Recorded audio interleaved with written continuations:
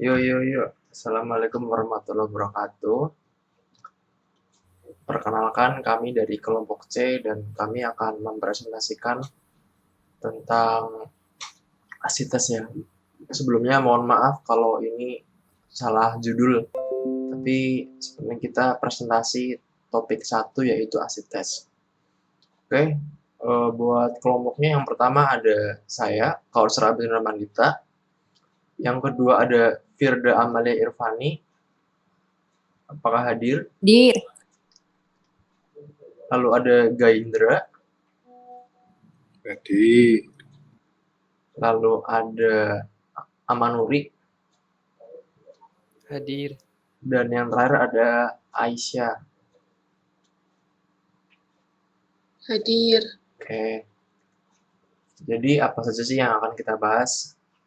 Yang pertama itu sistem fisiologi apa saja yang bekerja pada pertumbuhan ayam. Yang kedua, mengapa pertumbuhan ayam broiler lebih cepat dibandingkan dengan ayam petelur. Yang ketiga, mengapa kejadian asites lebih banyak terjadi pada ayam broiler. Dan yang keempat adalah interaksi antar sistem respirasi dan sirkulasi pada ayam dan bagaimana pengaruh suhu lingkungan dan ketinggian lokasi pemilihan ayam terhadap fisiologi ayam.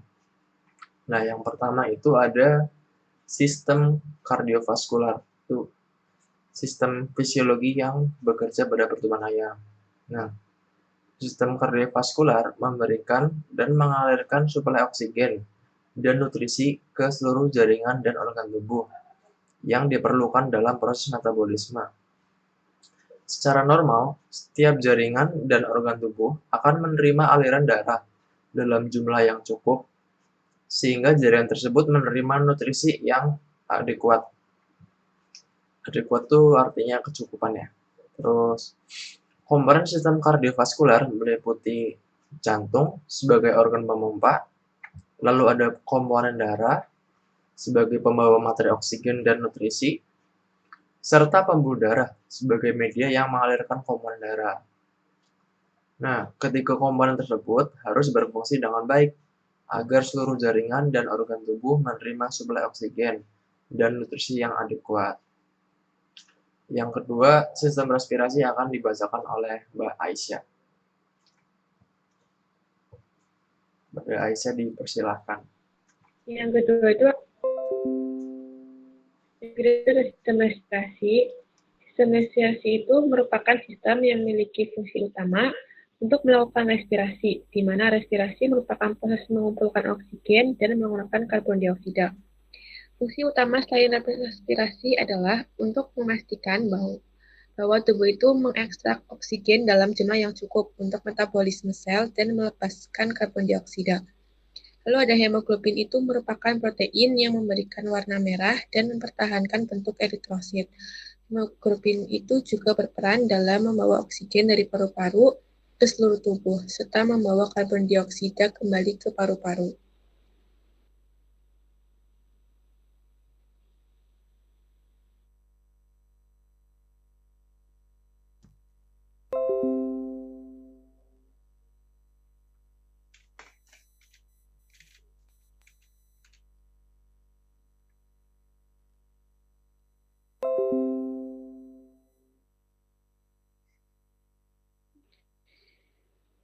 Ya, yang selanjutnya itu ada sistem pencernaan pada ternak unggas. Ternak unggas itu diklasifikasikan juga sebagai ternak monogastrik, atau mono itu merupakan satu, gastrik itu merupakan lambung, yaitu ternak yang memiliki lambung tunggal atau sederhana. Pakan yang dikonsumsi bergerak melalui saluran pencernaan, yaitu saluran yang membentang mulai dari mulut atau paru. Saluran pencernaan ternak unggas terdiri dari saluran utama atau organa alimen dukung atau organ aksesoria. Lalu ada saluran pencernaan utama secara berurutan, itu mulai dari paruh, esofagus, tembolok, proventriculus, ventriculus, usus halus, cecum, usus besar, dan kloaka. Organ pendukung atau organa aksesoria dalam pencernaan itu terdiri atas pankreas, hati, dan empedu. Organ tersebut itu merupakan satuan suatu sistem pencernaan sehingga terjadilah gerak peristaltik, sekresi asam lambung, sekresi enzim, serta sekresi elektrolit dan hormon.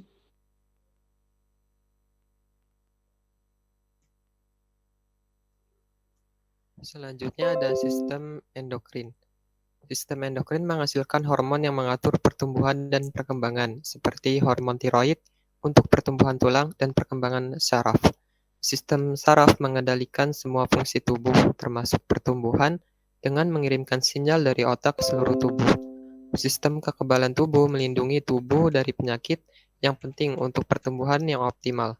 Sistem reproduksi menghasilkan hormon dan telur yang penting untuk reproduksi, yang pada gilirannya mendorong pertumbuhan populasi ayam.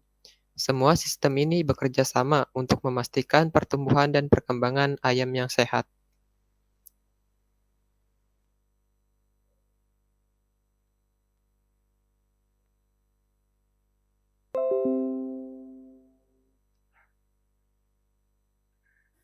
Selanjutnya, mengapa pertumbuhan ayam broiler lebih cepat dibandingkan dengan ayam petelur? Ayam broiler merupakan jenis ayam yang khusus diambil dagingnya, sering juga disebut sebagai ayam potong. Ayam ini merupakan persilangan dari ayam White Plymouth Rock dengan White Cornish, yang telah mengalami seleksi gen selama bertahun-tahun.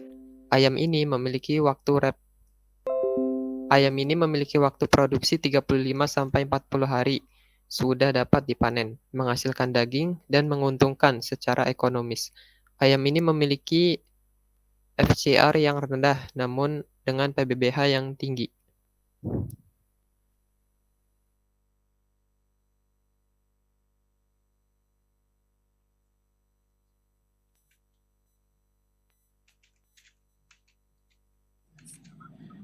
Mengapa pertumbuhan ayam broiler lebih cepat dibandingkan dengan ayam petelur? Yang pertama, pada perusahaan ayam broiler, manipulasi lingkungan kandang dan pakan sangat penting agar ayam memiliki sistem pencernaan yang efisien, metabolisme tinggi, pertumbuhan yang tinggi, dan aktivitas fisik yang rendah.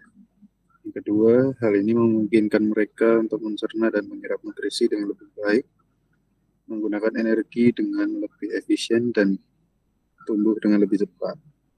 Yang ketiga, tingkah laku ayam broiler yaitu memiliki nafsu makan yang tinggi, cenderung makan lebih sering, dan menghabiskan banyak waktu untuk beristirahat dan tidur. Yang terakhir, pengaturan pencahayaan yang cukup merupakan hal yang penting sehingga memungkinkan ayam memiliki kesempatan makan lebih banyak.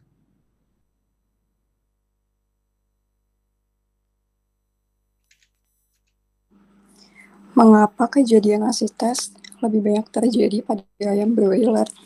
Asites merupakan akumulasi dari transkudat peradangan dalam satu atau lebih dari rongga peritoneum atau ruang yang potensial. Cairan sering terakumulasi di ruang hati ventral, peritoneal, atau perikardial. Cairan bercampur dengan gumpalan protein kuning. Asites terjadi akibat peningkatan tekanan hidrolik vaskuler, kerusakan pembuluh darah, meningkatnya tekanan osmotik jaringan atau pembuluh darah, tetapi paling sering dikaitkan dengan hipertensi vena akibat gagal jantung kanan dalam menanggapi peningkatan resistensi paru. Penyebab paling umum dari asites adalah meningkatnya tekanan hidrolik vaskuler dalam sistem vena yang paling sering disebabkan oleh kegagalan ventrikel kanan, juga berhubungan dengan fibrosis hati. Sebagian besar kasus disebabkan kecenderungan genetik untuk hipertensi pulmonal yang berkembang menjadi gagal jantung kongestif dan asites.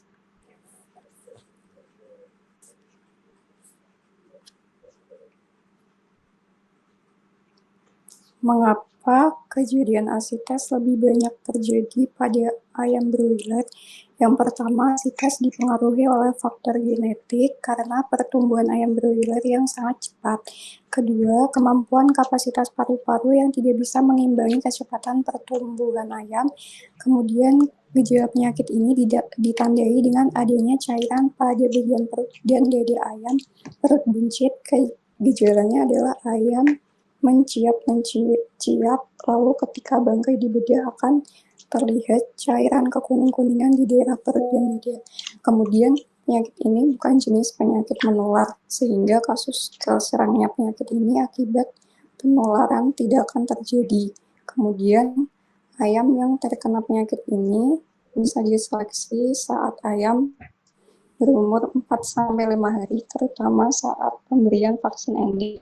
Kemudian pencegahan asites yaitu dengan memilih strain ayam yang baik dan menjaga sirkulasi udara kandang, sedangkan untuk obatnya sampai saat ini belum ditemukan.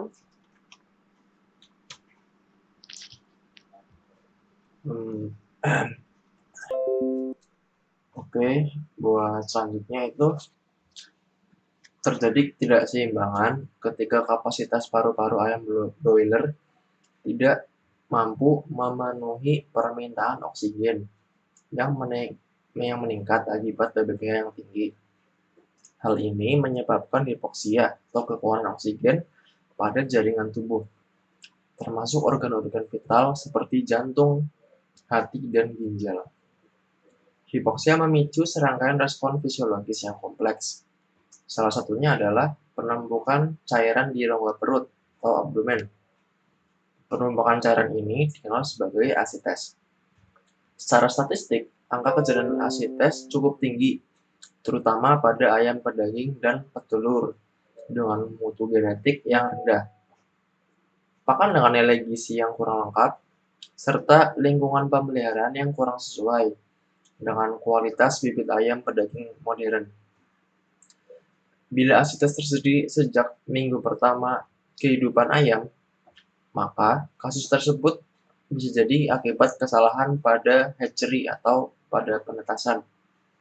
Asites yang terjadi pada minggu kedua disebabkan oleh kegagalan manajemen brooding yang menyebabkan anak ayam kedinginan atau kekurangan oksigen. Nah, selanjutnya itu ada interaksi antar sistem respirasi dan sirkulasi pada ayam. Dan bagaimana pengaruh suhu lingkungan dan ketinggian lokasi pemeliharaan ayam terhadap fisiologi ayam. Nah, itu fisiologinya gimana? Itu tuh oksigen diperlukan untuk pertumbuhan dan perkembangan yang cepat. Oksigen dapat diibaratkan untuk proses memasak, yaitu sebagai energi dalam tubuh untuk beraktivitas. Suplai udara perlu diperhatikan agar kebutuhan udara untuk metabolis dan pembakaran pemanas dapat berjalan sempurna.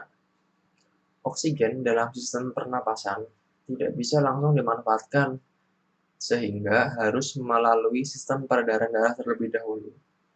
Oksigen akan bermuara di kantong udara dan di paru-paru yang bertugas sebagai penyimpan oksigen. Nah, tadi kan ini ya, oksigen itu disimpan oleh paru-paru dan kantong udara. Nah, saat ayam broiler mengalami hipoksia, kadar oksigen dalam darah mereka rendah. Hal ini berarti oksigen tidak cukup untuk memenuhi kebutuhan semua jaringan tubuh. Tubuh ayam broiler memiliki mekanisme untuk memprioritaskan aliran darah ke organ vital seperti jantung, otak, dan paru-paru. Organ-organ inilah yang membutuhkan oksigen paling banyak untuk menjalankan fungsinya yang esensial untuk dapat hidup. Pembuluh darah di jaringan non-vital seperti otot dan kulit akan menyempit untuk mengarahkan lebih banyak darah ke organ vital. Hal ini dilakukan dengan cara mengirimkan sinyal kimia ke sel-sel otot polos ke dinding pembuluh darah, menyebabkan kontraksi dan penyempitan. Nah, karena tadi mengalami penyempitan, itu organ darah akan ke organ vital. Konsentrasi oksigen di organ-organ tersebut saat ayam broiler mengalami hipoksia, itu kadar oksigen dalam darah itu rendah ya. Hal ini berarti oksigen tidak cukup untuk memenuhi kebutuhan semua jaringan tubuh.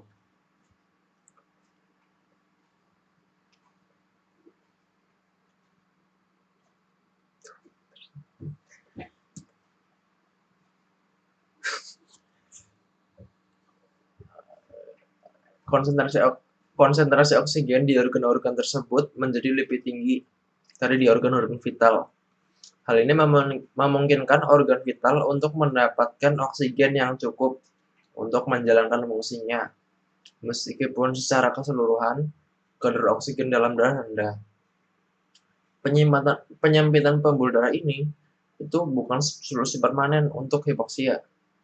Mekanisme ini hanya bertujuan untuk memaksimalkan penggunaan oksigen yang terbatas sampai sumber oksigen tambahan tersedia. Penyempitan pembuluh darah yang berkepanjangan dapat menyebabkan kerusakan jaringan di area non-vital. Hal ini karena jaringan tersebut tidak mendapatkan cukup oksigen dan nutrisi. Nah, mekanisme utama penyebab asites adalah meningkatnya tekanan hidrostatis intravaskuler akibat penyempitan pembuluh darah tadi, sehingga transudat atau cairan keluar dari pembuluh darah, menyempit, terus pecah gitu, bisa jadi pembuluh darahnya. Dan karena pembuluh darahnya pecah, itu mengeluarkan ekstransudat. Transudat itu seperti nanah yang terakumulasi dalam rongga perut dan dada. Akibatnya nanti rongga dada ayam yang terkena asites biasanya lebih besar ya dibanding ayam normal.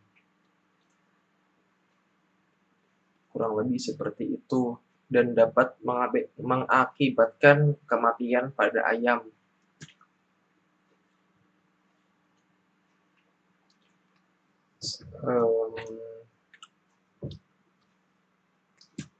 Ketinggian yang tinggi seperti di pegunungan juga dapat menyebabkan penurunan tekanan udara dan mengurangi jumlah oksigen yang tersedia.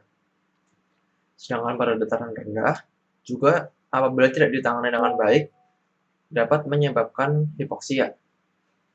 Kenaikan suhu akan membawa berbagai dampak yang spesifik seperti heat stress atau stres panas. Ya, seperti itu.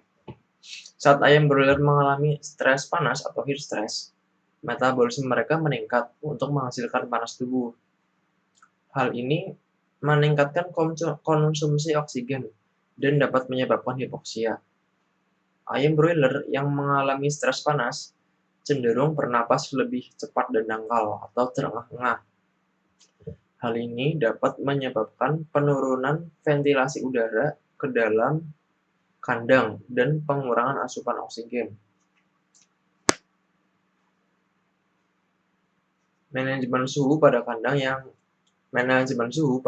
ayam sangat diperlukan, seperti mengatur kepadatan kandang, ventilasi yang baik, air minum yang berkualitas, pemantauan suhu kandang dengan menggunakan sistem pendingin atau sistem pemanas untuk mencegah ayam stres, dan juga pengecekan kesehatan ayam secara berkala.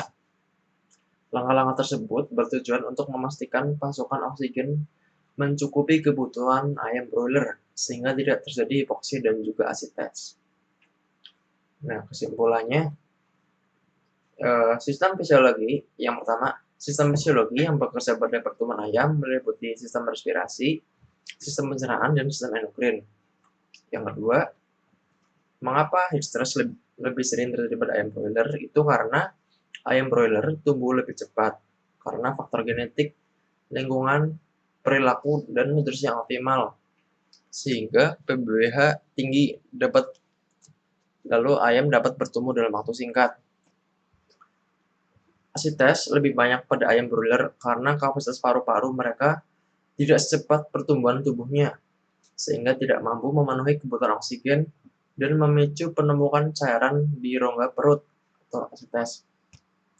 Jadi karena pembuluh darahnya pecah. Jadi asites ini disebabkan karena masalah metabolisme tubuh, bukan karena penyakit. Jadi asites ini tidak bisa menular kepada ayam yang lain. Lalu yang terakhir itu sistem respirasi dan sirkulasi ayam bekerja untuk mengantarkan oksigen ke seluruh tubuh yang dipengaruhi oleh suhu lingkungan dan ketinggian lokasi pemeliharaan. Sekian, apakah ada yang ingin ditanyakan dari kelompok? Ya, silakan Mas Fikri. Ya, perkenalkan nama saya Kiki Ilham Ramadan dengan NIM D10203. Izin bertanya, Kak, ayam petelur juga bisa mengalami asites? Oke. Satu lagi penanya.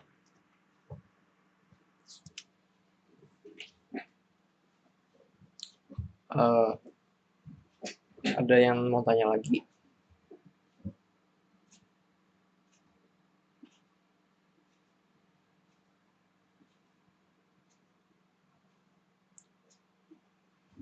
Oke, karena belum ada yang mau tanya lagi, mungkin saya jawab dulu ya.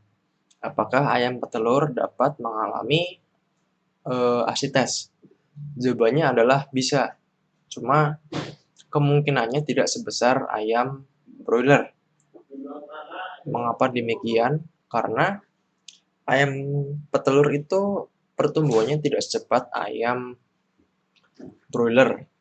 Dan juga kepadatan ayam petelur itu biasanya sudah diatur sedemikian rupa, dan juga sistem ventilasinya juga ada blowernya.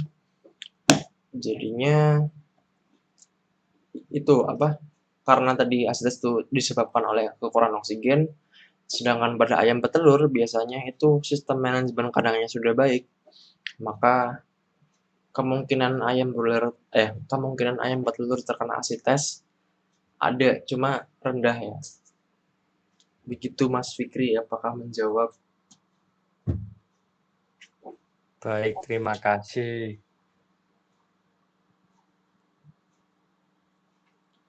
Selanjutnya apakah ada pertanyaan? Ya, silakan Mas Naufal. Oke, aku izin bertanya. Sebelum perkenalan diri, perkenalkan nama saya Noval Gilang Saputra dengan NIM D1A022013.